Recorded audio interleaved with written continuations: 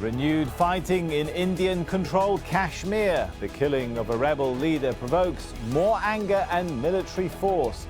Is it time for India to change its Kashmir policy? And are conditions conducive to a political settlement? This is Inside Story.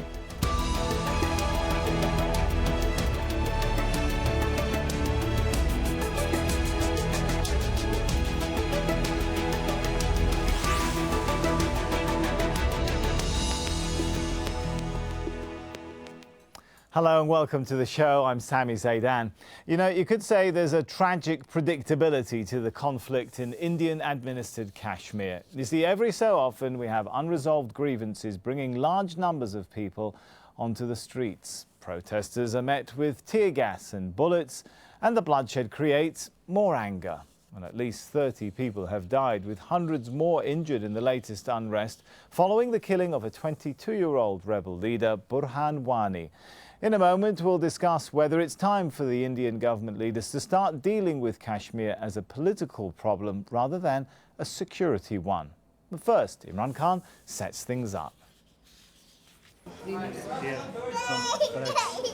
5-year-old Zora is just one of many injured as Indian security used bullets, pellets and tear gas to quell days of demonstrations in the state capital Srinagar in Indian-administered Kashmir.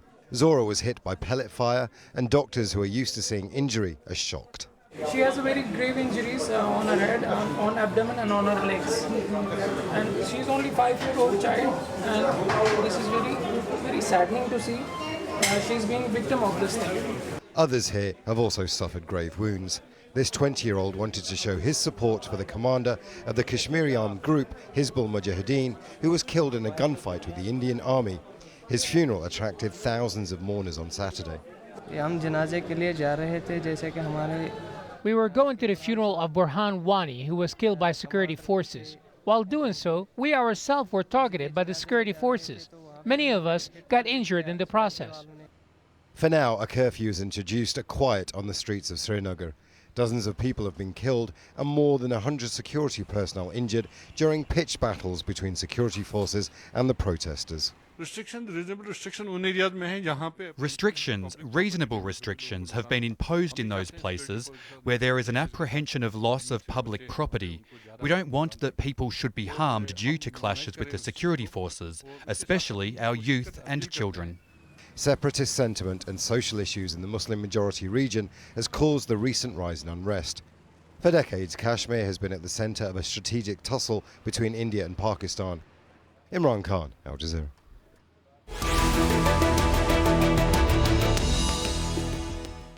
Well, Kashmir is a hotly contested part of the world with the potential for war between two nuclear-armed states. An unofficial border called the Line of Control separates Indian-administered Kashmir from Pakistani-administered Kashmir. The two countries have fought 3 wars over the region. The Indian government says the whole region is an integral part of India. The Pakistani government says the territory is disputed and officially supports Kashmiris in their struggle against Indian rule. Time now to bring our guest into the show. We have joining us from New Delhi, Rakesh Sinha, Director of the India Policy Foundation. And in London, Mirza Waheed, Kashmiri novelist and author of The Book of Gold Leaves. Welcome to you both. If I could start with Mirza in London. Even though disturbances in Kashmir, they've always, well, for a long time, I shouldn't say always, they've long ebbed and flowed. It seems like this is the most serious spasm of violence that we've had in years. Why? I agree. This is the worst violence since 2010, and I want to briefly talk about 2010. In 2010, we had similar protests. Thousands and thousands of people marched in the streets of Srinagar and towns and villages of Kashmir. And by the end of that summer, 120 people were killed, many of them teenagers. The youngest was 8 years old, who was basically bludgeoned to death for merely standing on the street, on the roadside. And then, after all this death and mayhem, the policymakers in Delhi and in Kashmir decided that, we need to deal with these protesters in a different way. We need to introduce different crowd control mechanisms. And then we heard that a new kind of weapon was introduced that will not kill Kashmiri protesters, but only injure them, thwart them, halt them when they are protesting. And this weapon is called a buckshot gun or a pellet gun, which basically, when you fire at a crowd, it sprays hundreds of steel tiny pellets into the bodies of these young protesters. But now, coming back to 2016, the Indian military apparatus in Kashmir that holds Kashmir for Delhi has basically used both live bullets and these pellets. At the end of yesterday, or this morning, as I read reports, we had 90 young people with injuries to their eyes, and doctors say most of them will lose their eyesight, partially or completely. And of course, there's 35 people killed in less than 2 days. Right, but Mirza, my question is, what's provoked? We understand that, there was a young leader of the armed groups there that was killed. What has provoked, though, such a strong turnout? It seems like authorities weren't expecting that to provoke such a strong reaction in the streets. Is it simply over the death of Mr. Wani, or are there other issues here which are coming out in the street? It's both. It is historical anger against Indian rule and triggered by the killing of a popular rebel leader. Now, why would large numbers of people come onto the streets knowing very well that they're going to be fired at and they might be killed, they might end up dead? Because the issue remains unresolved. The underlying dispute is still there. So the trigger can be anything. This year, it's been the death of a militant. Some time ago, 5 years ago, it was what is called in Indian parlance a fake encounter, where three innocent people were taken to the forests of Kashmir and murdered and then branded as terrorists. But eventually, even India's own investigating agencies revealed that these people had nothing to do with militancy. And that's what provoked protests then. What I'm trying to say is the underlying dispute, until that is solved, we will have more deaths, we will have these annual almost ritualistic violence visited upon the Kashmiri population. And it's not going to die, sadly, and I'm sorry to sound a pessimist here, it's not going to end. It's not going to end until India leaves its historic intransigence and decides to talk to Kashmiri people. We'll come to the point of political negotiations in a moment, but I want to turn to Rakesh and say, Rakesh, do you feel that Kashmir is simmering out of control in some kind of vacuum in terms of perhaps attention from New Delhi? It's just being left to simmer out of control? No, I begin with correcting your premise that the man who was killed in an encounter, Burhan Wani, was a militant, was an extremist, was not a leader. And why I am correcting so? His father, Muzaffar Wani, gave an interview to a national daily of India, Hindustan Times, in October 2015. In that interview, he categorically said that my son had chosen the path of militancy. I knew that he would die and he would raise to God. Any bullet from Indian army is not going to kill my son. He would raise to the other world, that is the God's world. So he was a militant. And he was following the Wahhabi ideology. The Hizbul Mujahideen, the organization he belonged, has this Wahhabi ideology that is a danger to the entire world. We really want to steer the show, really, Yes. rather than a discussion of whether Burhan Wani was a good guy or a bad guy. What I really want to, the question I'm trying to pose is, why are we seeing such a strong reaction from the street in Kashmir? Obviously, people are very upset. I'm coming to that. No, first thing, that Jammu Kashmir is a part and parcel of India, and it is an integral part of India. Why do I say? There is evidence. There is a democratically elected government. And a few weeks ago, the Chief Minister of Jammu and Kashmir, Mufti Mahbooba Saeed, she was elected from Anantnag, the very district where disturbances took place. She was elected by 12,000 margin, just double to her father's margin in 2004, 6,000 votes. So where there is a democratically elected government, it is wrong assumption that Jammu Kashmir is merely Indian administered state. It is part and parcel of India as other states are. Second thing, why these disturbances took place? Can I come in here? When a militant, Sorry, when Rakesh, a militant was killed. No, if we could focus on the, I really don't want to have this sort of discussion about Kashmir as whether it should be part of India or Pakistan or independent. If we could really analyse, I'd appreciate it, Rakesh, if we could analyse what is going on in Kashmir from your perspective to provoke such a strong spasm of Yes. violence that we're seeing right now? Look, Kashmir is not entire state, Jammu and Kashmir. Kashmir is one part, and this disturbances is taking place primarily in South Kashmir. There are 4 districts in South Kashmir, that Anantnag, Sopian, Kulgam, and Pulwama. In these 4 districts, traditionally militants had certain base and pro-Pakistani elements are active. And there is an estimate that there are 95 militants in the state. Out of that, 65 are in this South Kashmir. This is Pakistani instigated activities in South Kashmir. They got an opportunity after the killing of the Burhan Wani, and they created a sentiment. The blunder was that surrendering the body to the family. Body should not be surrendered. Any militant who is killed, it should not be surrendered to the people, because that creates a kind of sentiment. They instigated the people. So it is a temporary phase, it is a transitional phase. There is no disturbance. Kashmir is disturbed just now because the person was killed, and the slogan was Islam in danger. Slogan was that Kashmiriyat is in danger, but there is nothing like that. Rakesh, to those who There say is- it's a bit Can I harsh come to in here? say Can I that come in here? families, relatives shouldn't get the bodies of their slain relatives? Yeah, it should not have been given to the family, because this is a kind of sentiment. They instigate the people. When the people are instigated, they come on the road. I say there was a curfew. Why people come to the road? And this was not one-sided violence.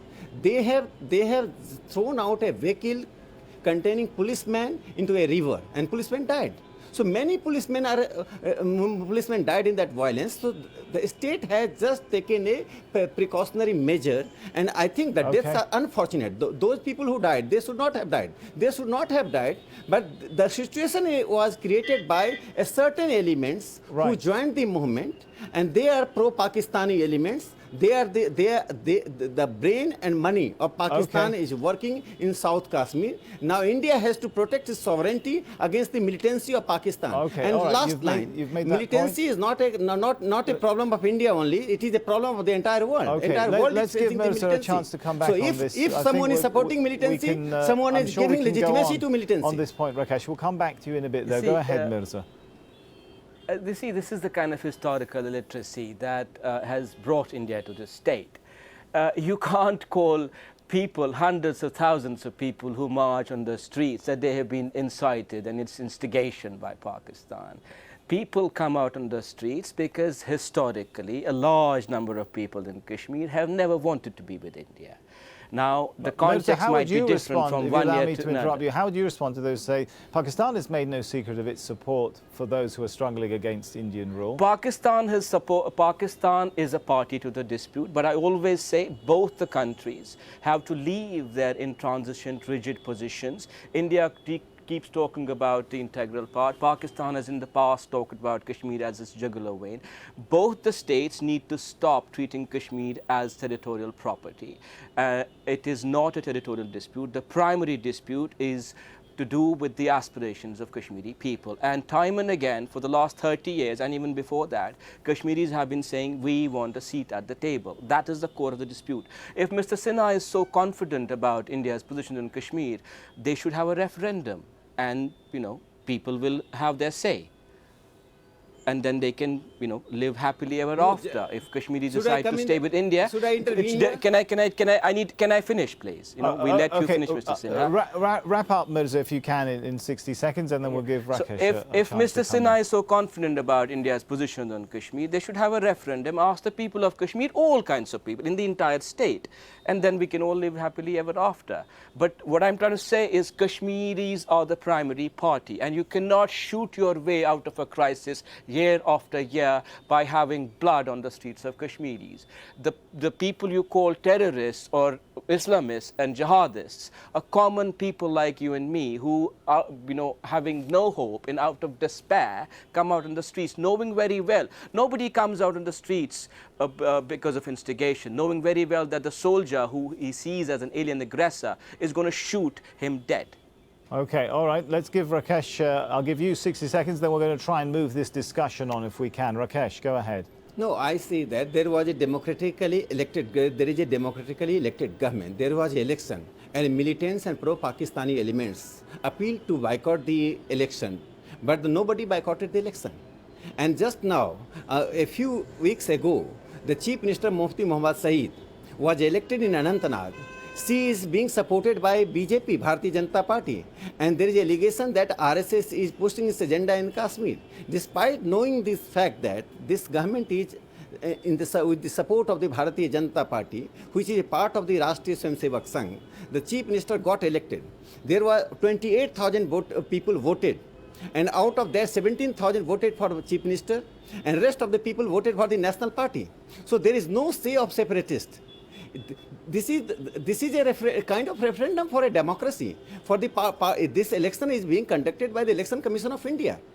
If there is a base of militants and pro-Pakistani elements, if they don't want to be part of the Indian Union, a large number of people would have boycotted the election. So election is Rakesh, the best index to you. For a particular state and people. Why doesn't India allow referendum? That's always been a point which India has opposed. That is the question which Mirza posed to you. If you're certain that the people of Kashmir do not support those who are struggling to break away from Indian rule, why not allow the referendum then? No, why should go? The election is a referendum.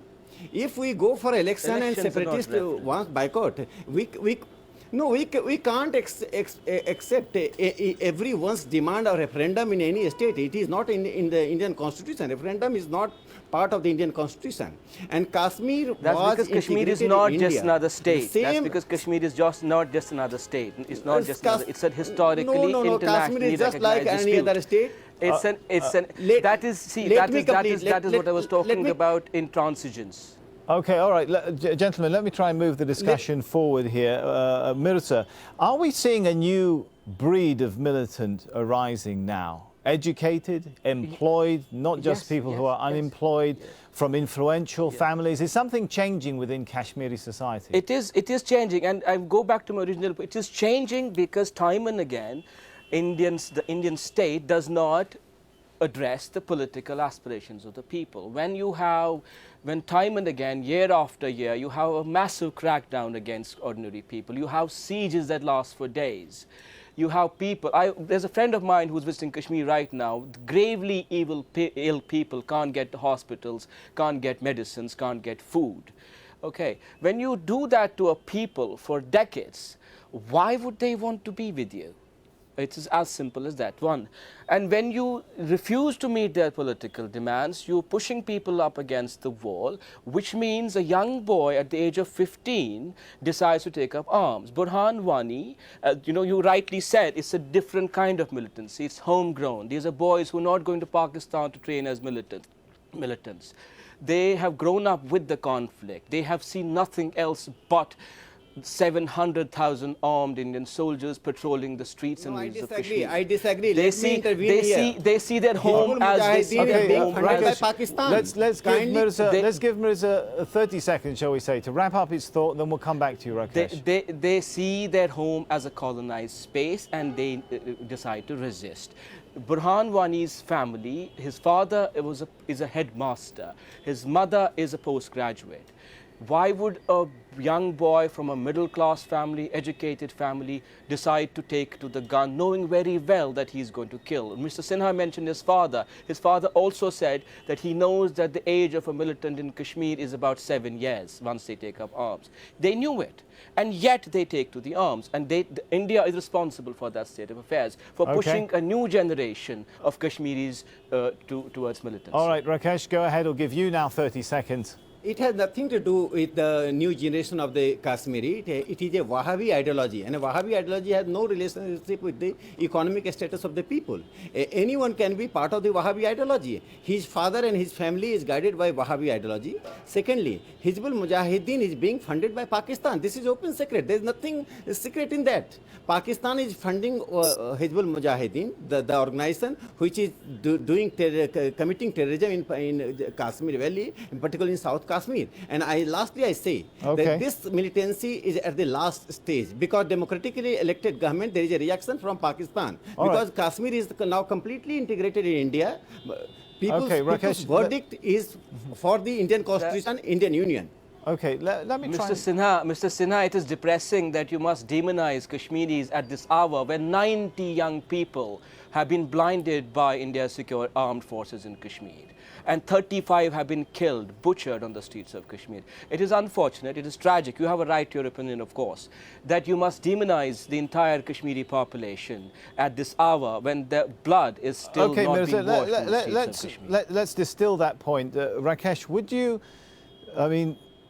concede that there are genuine grievances that the Kashmiri people have when it comes to human rights, rule of law, law and order? I mean, the Amnesty International report of July the 1st, 2015, talked about, quote, a cycle of impunity for human rights violations in Kashmir. No, there is no human right violation, and there is a sporadic attack, So and there is Amnesty's a got it clash wrong? between the security forces and the militants. There is sometimes feuds between the security forces and the militants take place, and these are the militants who instigate the people and the local people. Sorry, Rakesh, Amnesty take says the difference. army has dismissed more than 96% of no, allegations the of human role of- rights violations, and no single member of no, security forces armies- have been tried for violations in a civilian court. Are they wrong?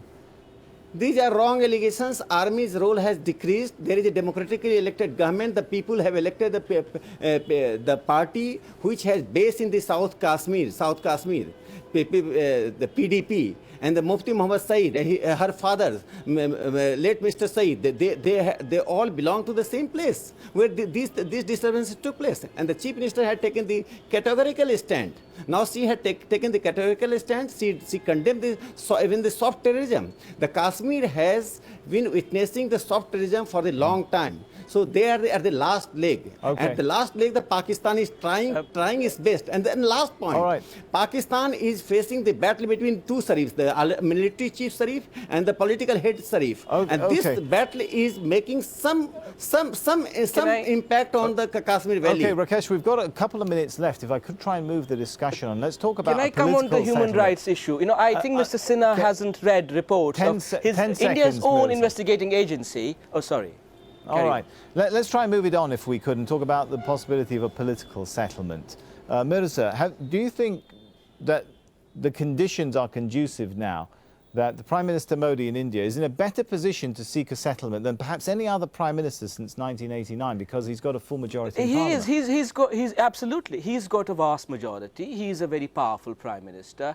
I would say that if he wants to act as a statesman, they should have a summit in Kashmir, meet the Pakistani leadership in Kashmir, and meet Kashmiris on the table, and solve Kashmir for all times to come. That's one. Two, I want to quickly add to Mr. Sinha's suggestion that there is no human rights violation in Kashmir. Okay, in 15 seconds. India's own investigating agency, CBI, has indicted army officers for killing people extrajudicially. Okay, if Minister Sinha reads the reports, then all right, that you made that point, him. Mirza. If we could continue on the political discussion, because I think we have 30 seconds left. If you can go ahead, Rakesh. Why isn't Prime Minister Modi making more of an effort to resolve this politically, Rakesh, in 30 seconds?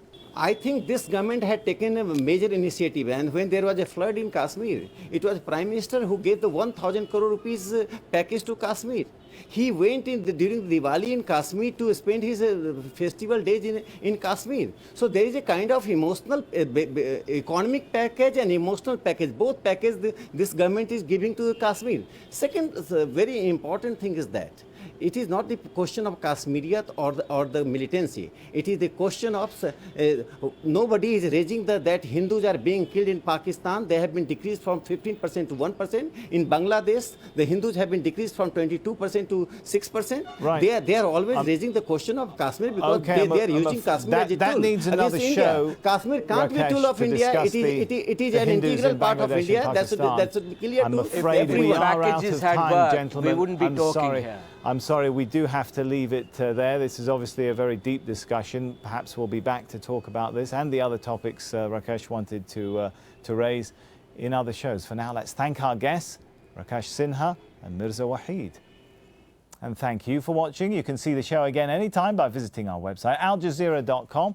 And for further discussion, head over to our Facebook page. That's facebook.com/AJ Inside Story. You can also join the conversation on Twitter, our handle @AJ Inside Story. From me, Sami, Zeidan, and the whole team here for now, it's goodbye.